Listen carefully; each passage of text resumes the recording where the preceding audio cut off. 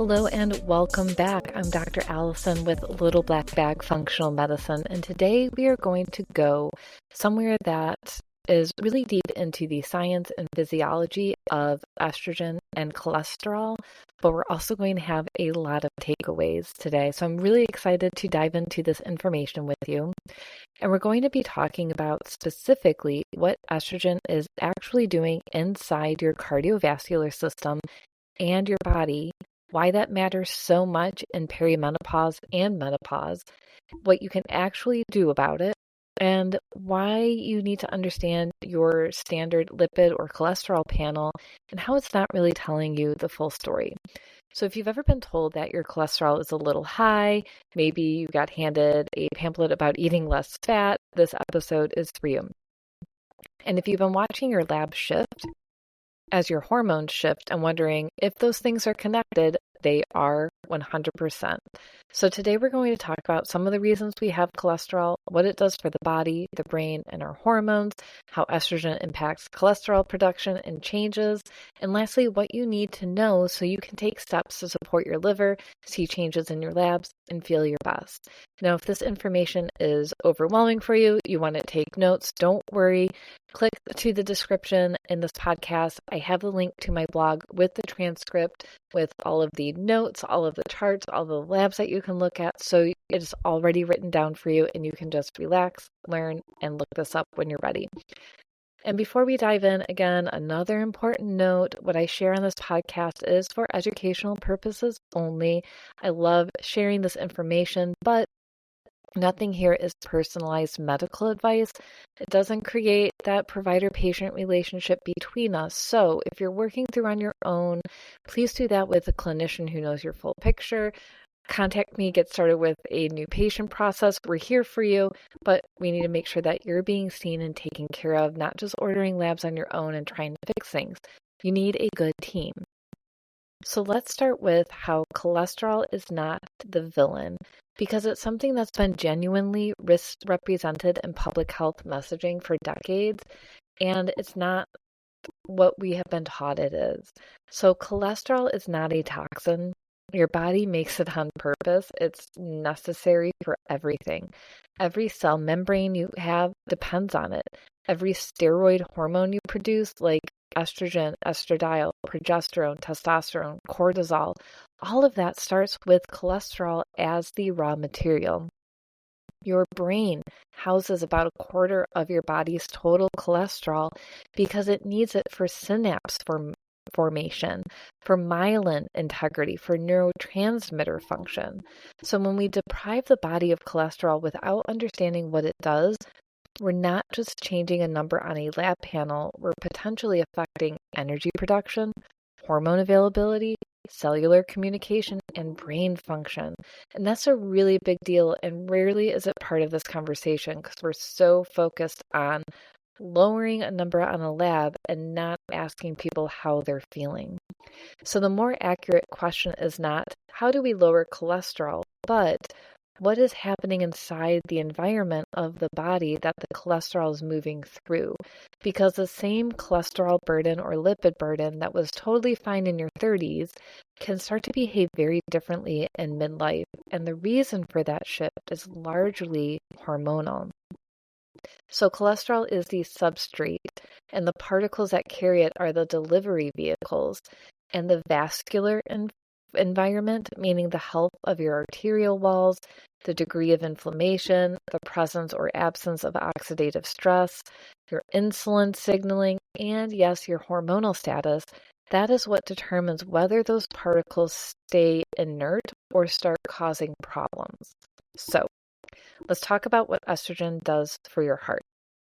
Now, specifically estradiol, because we have 3 types of estrogen. Estradiol is the most potent and the one that shifts the most as we go into perimenopause.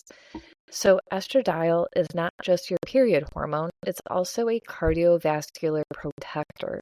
And when it drops, which it does in perimenopause and menopause, your vascular environment changes in ways that have direct implications for your cholesterol. So estradiol supports endothelial function, which is the inner lining of your blood vessels. It helps them stay more flexible, and responsive with the right amount of estradiol. It helps those blood vessels dilate when they need to and stay protected from injury. It also helps support nitric oxide production, which tells our blood vessels to relax. So when the estradiol drops, nitric oxide production decreases. Vessels become stiffer, blood pressure rises, and once again, this is not a coincidence. So when we talk about brain fog, cold extremities, hands and feet, heart racing, introduction of POTS type symptoms, a lot of this is because our blood vessels are not flexible to move enough blood through. They're not getting oxygen into the tissues because the capillaries can't release nutrition into the cells in that area, in that tissue. So we become stiffer, we become foggier, become more inflamed, have more joint pain, and also have brain and heart concerns. Estradiol also supports LDL receptor activity, which means that LDL pulls particles out of circulation. So when estradiol drops, those receptors become less active, meaning particles stay in circulation longer. So this is why LDL often rises in menopause, even when we haven't changed our food. And then inflammation, because estradiol has anti-inflammatory effects at the vascular level. And as that declines, the protection goes away and the endothelium, that vessel lining, becomes more reactive. So here's what that means practically. The standard cholesterol panel that looked normal at 40 can look concerning at 48, not because your diet got worse or you started making bad decisions or it's too much stress or cortisol burden, but because the hormonal environment that was protecting your cardiovascular system has shifted.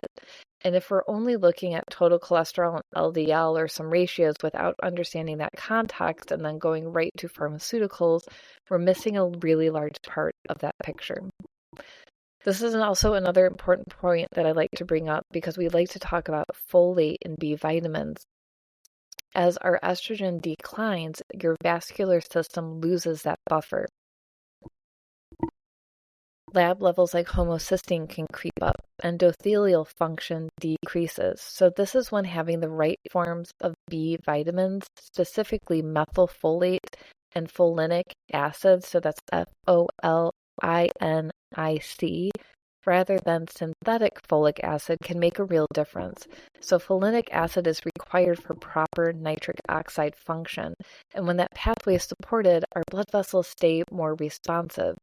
When it's not, you can end up with increased oxidative stress at the vessel wall.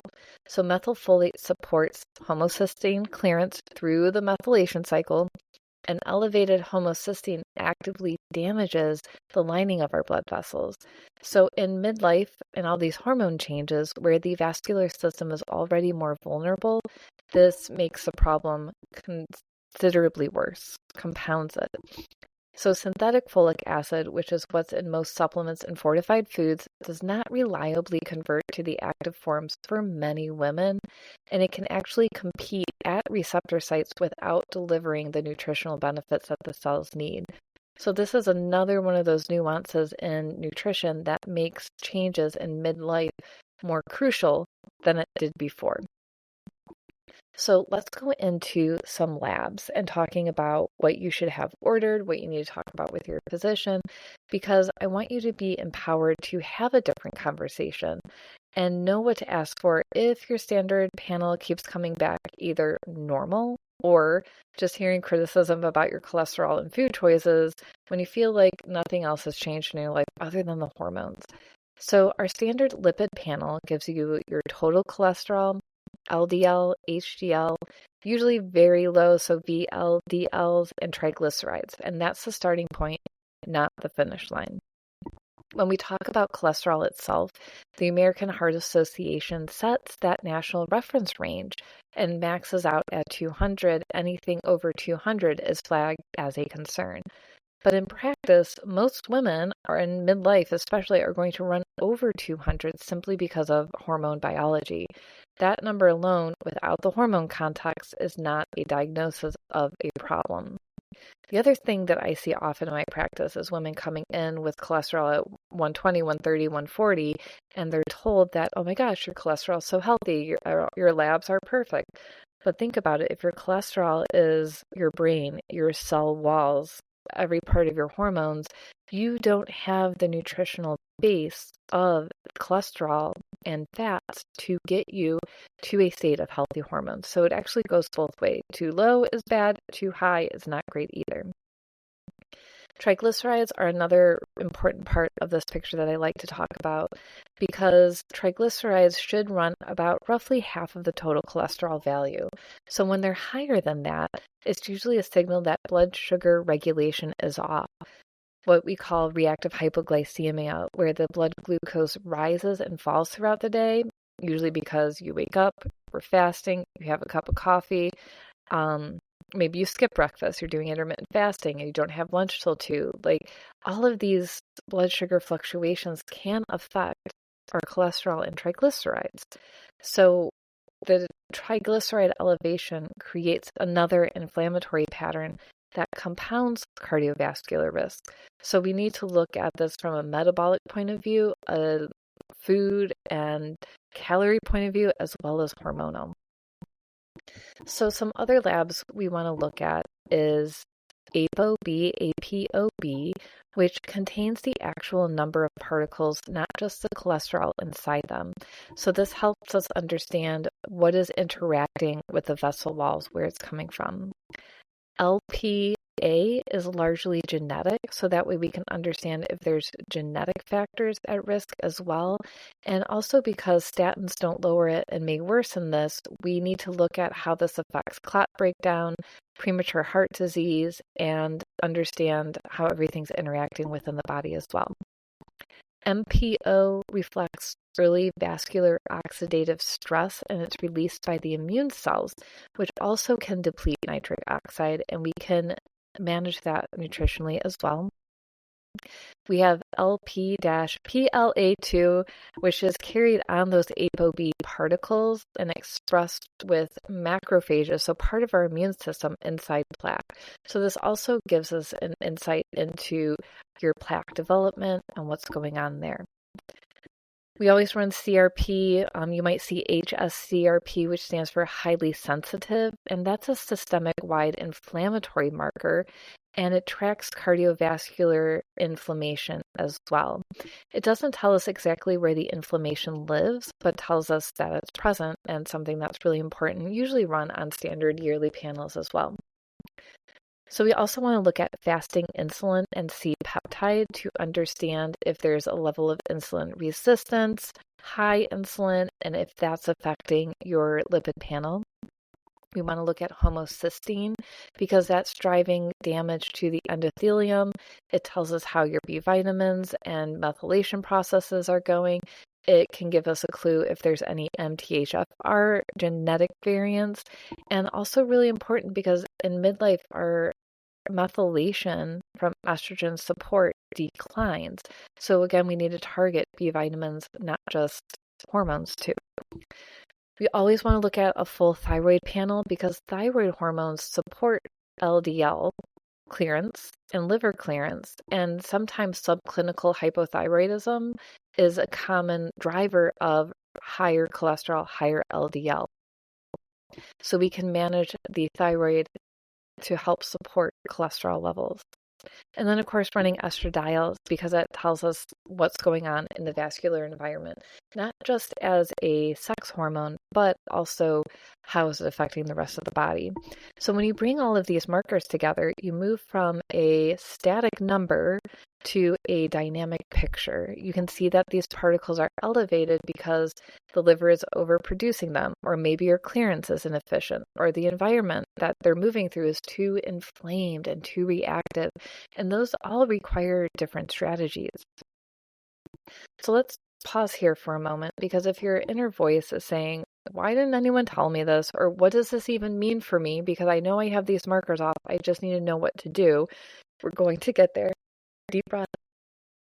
And I just want to say it makes complete sense. Like, this is a lot. The fact that you're here, you're asking these questions, you're trying to understand your body rather than just manage symptoms or overhaul your diet and keep, I don't want to say failing, because you can't fail at a diet. It's not a test, but you're starting over again constantly. Nothing seems to be working. And there's a reason for that. It's not just food. It's not just diet. There's a whole communication process that's happening. And the shifts that happen in this perimenopause and menopause times feel like betrayals, but they're not. They're transitions. And they're transitions that come with real physiological changes that deserve real attention from your physicians and your team, not just either, oh, this is normal part of aging, or here you just need to take all these prescriptions for life. This is the way it is. You're just getting the information now that we were always meant to have and everyone was meant to understand. And this is my grief with our specialization of medicine, is that when we take hormones, and no one's even dealing with them anymore. Like, we should be able to go to our gynecologist and get hormone support, but most of them are saying they don't do that. And then you go to your cardiologist who has no information about hormones, just cholesterol numbers and medications. And then we have our endocrinologist and we're dealing with insulin resistance and your primary is overwhelmed. Like, this is where the specialization has failed us because no one's talking to each other. And this is where functional and integrative medicine support us because we want to look at the body as a whole. Okay, so let's go a little bit deeper into the science if you're interested in that. I really want to look at ApoB, so APO with a capital B, because this framework is pretty useful and not a lot of people are testing for it. So when this ApoB is elevated, there are really only two root causes. Either the liver is making too many particles or the body is not clearing them efficiently enough. And this distinction matters so much because there are different clinical problems. So if we look at the overproduction pattern, if your liver is overproducing these particles, you tend to see elevated triglycerides, high fasting insulin, elevated C-peptide, and insulin changes as well. The liver is being fed too much substrate, too much of cholesterol, too much glucose and fructose primarily, and it's packaging the excess as lipoproteins and exporting it, trying to get rid of it. So in this case, the strategy is reducing production. We want to address the insulin signaling, reducing the refined carbohydrates and glucose and fructose load. We want to improve liver function, and this is where berberine, omega-3s come in, and sometimes peptide support can also be useful. And this is where medications make the most mechanistic sense. On the other hand, we have the clearance pattern. So if the liver is not overproducing, but the particles are staying in circulation too long, you see a disproportion between the ApoB and the LDLs. So a lot of particles, but relatively little cholesterol in each one. So the triglycerides here may be normal or low, the insulin looks fine, and the problem is not the input, but the output. So clearance involves receptor expression and recycling, liver uptake, how well the bile is carrying cholesterol out of the body, as well as thyroid function, which directly affects how many LDL receptors are expressed. So estradiol fits into this clearance picture because it supports receptor activity. When it declines, clearance efficiency drops, so we can't clear as well, and particles stay in our circulation longer, which is why we're going to see that changes in our blood panels. This is a reason why addressing hormone status is a legitimate cardiovascular intervention, not just a quality of life consideration. And then we have LPA, which is in a separate category entirely. It's largely genetic, so diet, exercise, statins don't reliably lower it. We have a couple inhibitors that may reduce it somewhat, usually about 20 to 30%, but what translates directly to life and mortality benefit is still being studied. So for right now, management means aggressively addressing everything around it. So inflammation, endothelial function, meaning getting support into the blood vessels through those B vitamins, nitric oxide support exercise, glycemic stability through blood glucose level, and then assessing thrombotic risk. So things like birth control, genetics, maybe even Ehlers-Danlos can affect this as well. So let's dive into what can we actually do? What does the nutritional and supplement support look like? Because there's a lot of layers here, and we really want to support the whole system. So from a nutritional foundation, we have to reduce sugar, refined glucose, carbohydrates. You know what I'm talking about because those are the things that we love. The JAMA International Medicine data from 2014 showed that getting 25% or more of calories from added sugar doubled your cardiovascular death risk, independent of weight, physical activity, and cholesterol levels. So it really comes down to sugar-driven metabolic dysfunction, not how much fat are you eating, how much saturated versus unsaturated, or the type of fats. It's about your blood sugar and insulin. The next thing we need to do is prioritize fiber, specifically soluble fiber, because that binds bile acids, increases their excretion, which means that the liver is going to use cholesterol to replace them and drive and improve that LDL receptor activity. So this is part of that clearance strategy to pull anything excess out of the liver, the gallbladder, and the bloodstream. And that also supports our gut health. Omega-3s are really important. And this is something we feel like everyone recommends as, you take your you take your omegas, you take your CoQ10, and then you're good, right? So omegas support triglyceride reduction. They help reduce inflammation signaling, and they improve the particle quality, so the cholesterol, LDLs, and HDLs. So when we take things like EPA and DHA in therapeutic doses, which is about 2 to 4 grams per day, is so worth the investment, because we also know that omega-3s are the base for our brain, the base for our hormones, and help reduce that inflammation. That's so key. And then supporting methylation through food. So leafy greens, legumes, eggs are also high in natural folate and choline that support those methylation pathways and keep homocysteine in check. So all part of that pathway. And then I didn't have this in my notes, but also managing histamine to support those methylation pathways and homocysteine as well is crucial. So probably starting with a low histamine type diet, Mediterranean type diet is going to be the most supportive for you in general until we have to start getting specific. Okay, so let's dive into supplements because we can't get everything from food as much as we would like to. So starting with the B vitamins, the methylfolate and folinic acid, not folic acid, but the FOLINIC, folinic acid. So like we talked about, that supports nitric oxide signaling and homocysteine clearance through methylation. So this is really important for women in midlife and postmenopausal as well. We also want active B5 because that improves liver fatty acid oxidation. So what that means is it's going to reduce triglyceride buildup and the downstream need to export fat as LDL. So it's also going to lower that ApoB indirectly when triglycerides are the driver. So this is so complex, right? There's so many systems at work here. So a general methylated B vitamin that has the entire range of them is going to be where it's at for you. Next is going to be berberine because it's a natural activator that improves insulin signaling. It reduces triglyceride production from the liver and it supports LDL receptor activity. So we think of berberine as a blood sugar driver, inflammation lower, and it's going to help with weight loss and things like that. But it's so key for cholesterol as well, and it works on the clearance and production side.